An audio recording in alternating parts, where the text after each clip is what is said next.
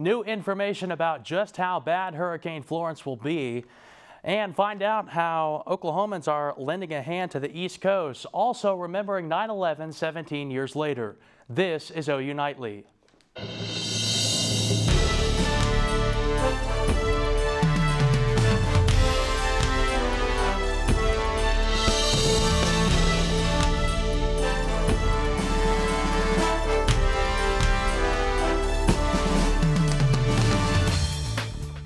You've got to get off the beach. I mean, you know, there's nothing you can do. You're not going to stop that water. You're not going to stop the wind. If you don't get off, you're going to be a casualty.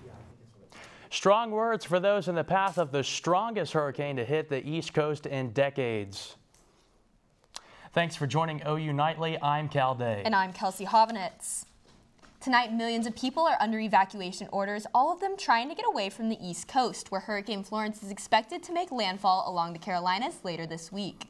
This includes the entire 187-mile stretch of coastline in South Carolina. School districts, college campuses, and government buildings up and down the coastal area are closing ahead of the storm. President Trump has declared states of emergency in North and South Carolina and now Virginia to clear the way for federal aid. And Oklahomans are ready to lend a helping hand to those hit hard by Florence. Electric crews with Oklahoma Gas and Electric started heading east this morning. More than 30 trucks carrying 72 workers are on the way to Raleigh, North Carolina right now. Duke Energy in the Carolinas called OG&E for assistance. A spokesperson said they're happy to help because when strong storms hit Oklahoma, many crews from out of state help restore power here. Well, the biggest challenge is getting everybody there safely.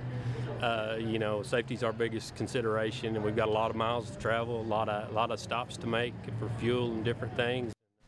The crews are expected to be in place by Wednesday evening. They'll shelter away from the coast and then be deployed when it's safe. And meteorologist Trey joins us now with the latest on Florence. Yeah, guys, Hurricane Florence is still a very dangerous storm. It is still a Category 4.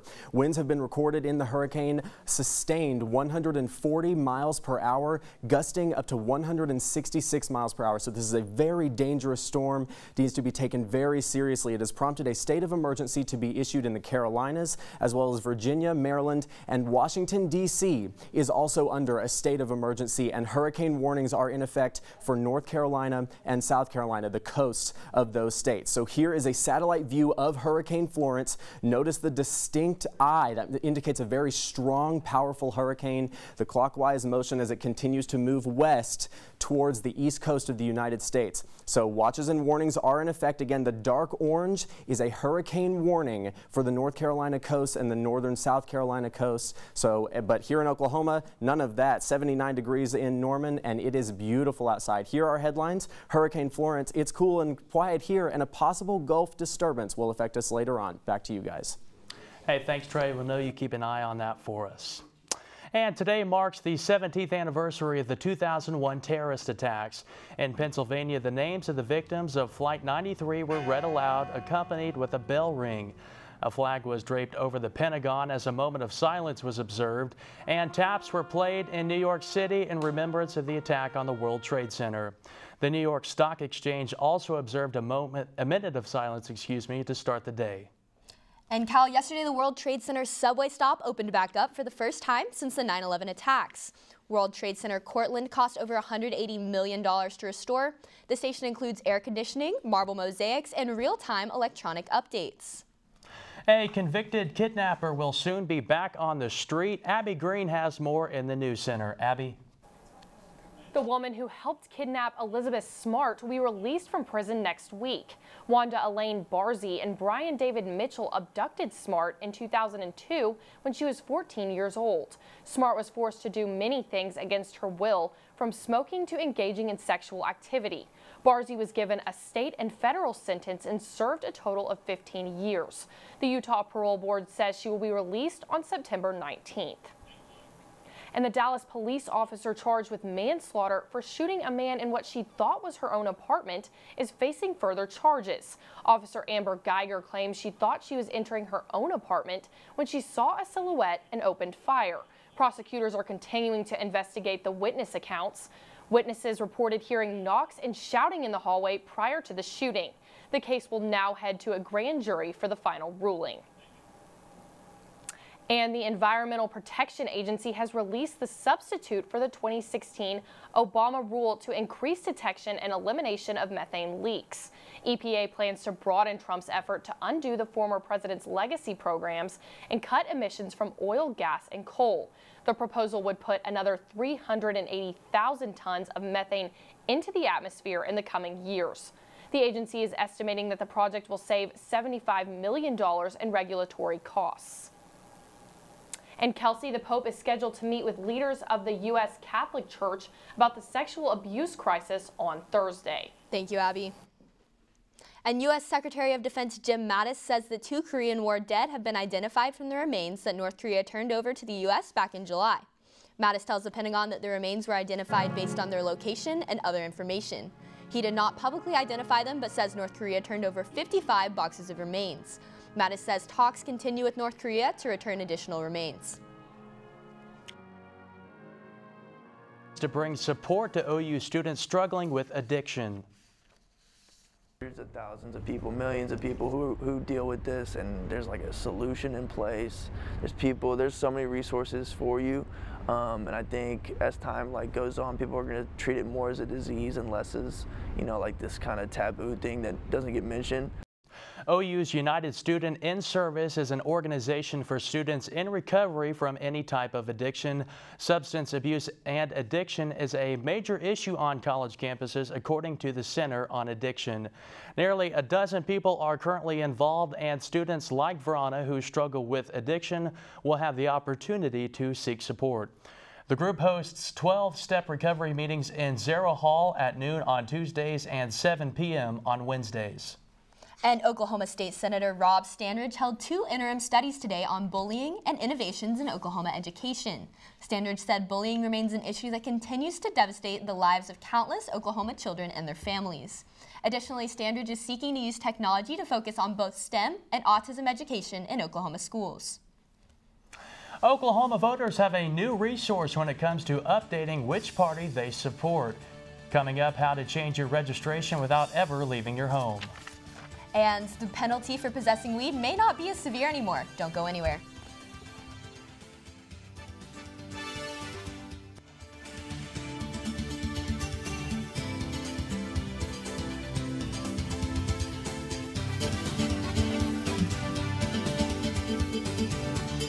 The Wall Street Journal is reporting that Verizon's media and advertising chief Tim Armstrong is in talks to leave. Armstrong, a former Google employee, came to Verizon back in 2015 when they bought AOL. He was tasked with growing Verizon's ad business, but that division has remained one of Verizon's less profitable. A Verizon spokesman said Verizon does not comment on rumors and speculation. And Sammi Steele joins us with the latest on the audit released last month exposing turmoil within the Oklahoma Veterans Commission. Sammi, today officials met to discuss the next steps. Yeah, that's right, Cal. The Oklahoma Veterans Commission met today to address fallout from an extensive report that found toxic leadership within the organization. The 75-page audit was released after talking with hundreds of past and current employees who say it's a culture of fear and intimidation. It's led to low morale across the Oklahoma Department of Veterans Affairs care centers. Removing a Veteran Affairs Executive Director is a power only the Veterans Commission has and was last exercised in 2015. Oklahomans can now change their address and party affiliation online. The new system went live yesterday. Those who are already registered to vote can change their residential or mailing addresses within their current county and change their party affiliation. This evening, a public hearing will be held to discuss changing Oklahoma City's possession of marijuana ordinances. Police say they treat marijuana possession as a top-line offense that results in more than 600 arrests each year. Under current ordinances, individuals caught with weed are arrested and taken to jail, facing a fine of up to $1,200 and 6 months in prison. OKC Police Chief Bill City proposed changing it to $400 citation instead as a way to save taxpayers dollars and utilize police resources more effectively.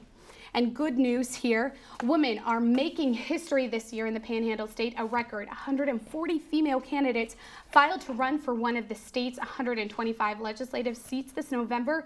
Men currently outnumber women 1-6. All right, getting some representation in there. Right? As they should. All right, thank you very much, Sammy. And it's never too early to start planning your retirement, and you don't have to look much further than Norman. That's because a personal finance website named the city the second most affordable retirement destination in the country. The list is based on cost of living, transportation, cost of groceries, and health care. Memphis checked in at number 1. And an Oklahoma man sentenced to death in 1999 is asking for a new trial. Danny Lee was convicted of killing an Arkansas family in a plot to set up a whites-only nation. His attorneys say DNA tests in 2007 and a newly revealed witness testimony should result in a new trial. And a Tahlequah woman is headed to prison after failing to register as a sex offender. Denise Sue Waddy has been sentenced to 24 months in jail and 6 years of supervised release. The indictment states Waddy traveled in interstate commerce and knowingly did not update her registration. Waddy had a felony conviction in 2005 for sexually abusing a minor child in Tulsa County. And things are getting interesting in the world of golf. Another star is added to the U.S. Ryder Cup team. And Trey has a look at some incredible video from hurricane hunters. Yeah, guys, this is an incredible shot from inside Hurricane Florence. I'll have more on this hurricane in Maine weather. I'm Trey Bell. Welcome back to OU Nightly. Check out this incredible video taken inside the eye of Hurricane Florence. This is taken from the Hurricane Hunters aircraft. Just an absolutely beautiful sight. It just goes to show how even such a powerful catastrophic storm can still exhibit so much beauty. And this completely tranquil conditions inside the eye. It's truly amazing how damaging of a storm it is when nothing is going on in the center of it. But despite all that beauty, it's still an extremely dangerous storm. Let's break down where it's headed. This is its current positioning, a Category 4 storm off the east coast of the United States in the Atlantic.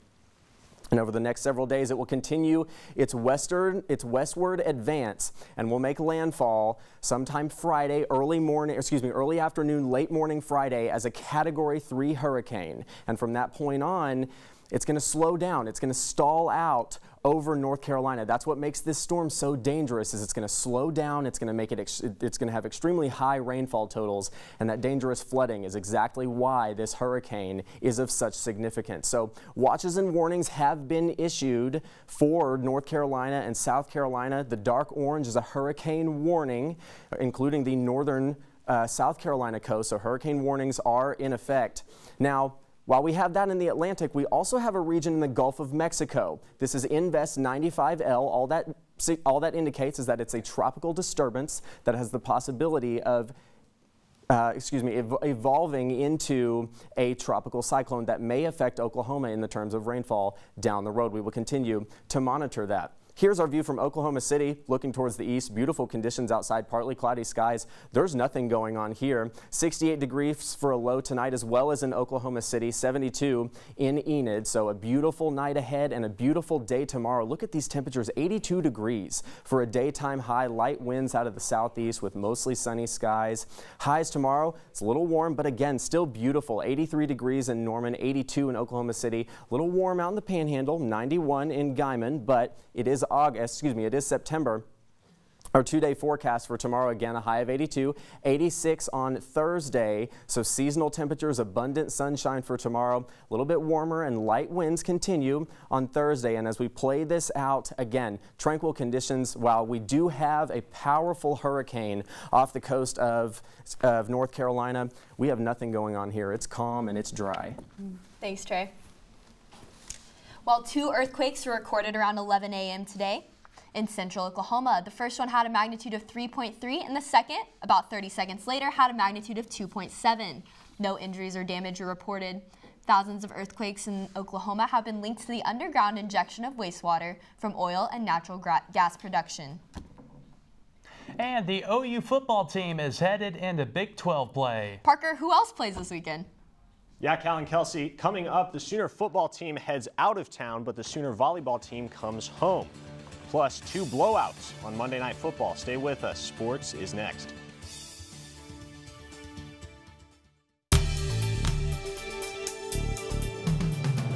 Welcome back to OU Nightly. I'm Parker Thune. This weekend, the Sooner football team will head to Ames to face Iowa State, but they'll be without star running back Rodney Anderson, who is done for the season after suffering a knee injury. So what is OU's mindset as they prepare to move forward without Anderson? Here's OU Nightly's Sydney Forsee. The Sooners may have won their matchup against UCLA this Saturday, but they are feeling the loss of OU running back Rodney Anderson. Obviously, he's been a great player for us for the past 2 years. He's dealt with some injuries. He's overcome adversity. So, this is the University of Oklahoma. We have to reload. Next man has to step up, and I believe we've got the players to do that. So it's obviously tough losing him, but we got guys that got to step up. While the Sooners may have lost a key part of their offense, they are moving forward and preparing for their next game. Really excited about this upcoming challenge. Coach Campbell's done a tremendous job at Iowa State. It's really an understatement. They really make you work. They're very smart schematically. I think their personnel is continuing to improve as they recruit better and better, so they're certainly a challenge. The Sooners go head-to-head with Iowa State this Saturday at 11 a.m. Sydney Forsee, OU Nightly. And while the Sooner football team hits the road, the Sooner volleyball team is headed back to Norman for the first time all season. They'll begin a 2-week homestand when they take on Northwestern State this weekend.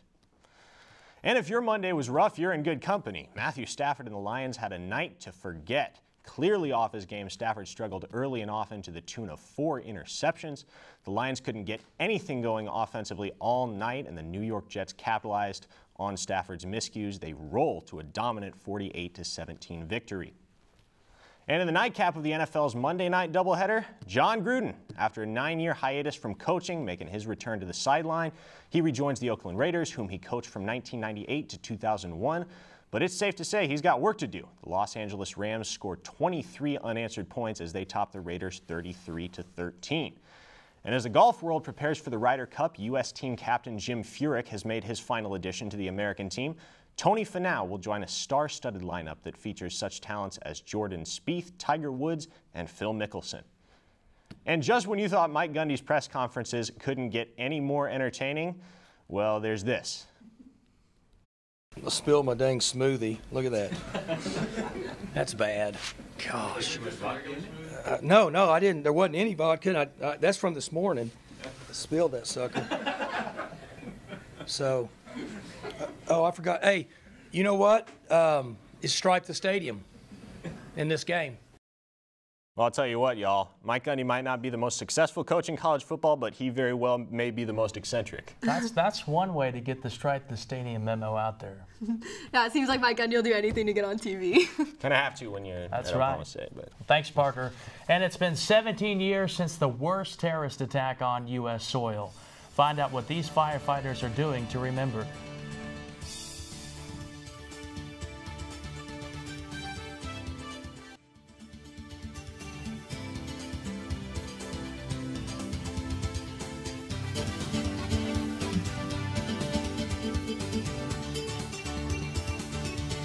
I'm Candace Coonrod at the Update Desk. As Hurricane Florence approaches the East Coast, the National Weather Service has stated life-threatening flooding due to rising water from the coastline is expected. It will arrive in the area within the next 36 hours. For updates, visit OUNightly.com. Pope Francis plans to meet with Cardinal Daniel DiNardo, president of the U.S. Conference of Catholic Bishops, on Thursday at the Vatican. DiNardo requested the meeting with Pope Francis as the Catholic Church in the U.S. faces clergy sex abuse scandals on several fronts. And thanks, Candace. People all around the country are remembering the victims of the September 11th terrorist attacks. Here's 2 firefighters walking in their full gear, 110 stories on stair steppers at a tin gym in Georgia. The pair began the climb at 8:46 this morning, the same time the first plane hit the World Trade Center in 2001. Too cool. Well, Trey, you have a tracker here on Hurricane Florence. I do, yes. Hurricane Florence is still a very dangerous hurricane. People on the East Coast definitely need to prepare for it. And it's definitely something to take very seriously. We have a track here displayed now. It is expected to make landfall as a Category 3 hurricane on Friday in North Carolina. So once again, everyone along the East Coast needs to pay attention to local authorities' warnings. And so here is the expanded track further a few more days out.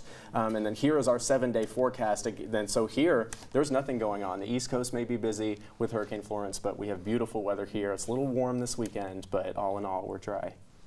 And they're saying that there could be widespread flooding on the East Coast, so that golden rule, turn around, don't drown. Exactly. If you cannot see the road in front of you, do not drive into it. All right, Trey, thank you. And thank you for watching OU Nightly, brought to you by the Gaylord College at the University of Oklahoma. We'll see you back here tomorrow live at 4:30. Have a great evening. Good night.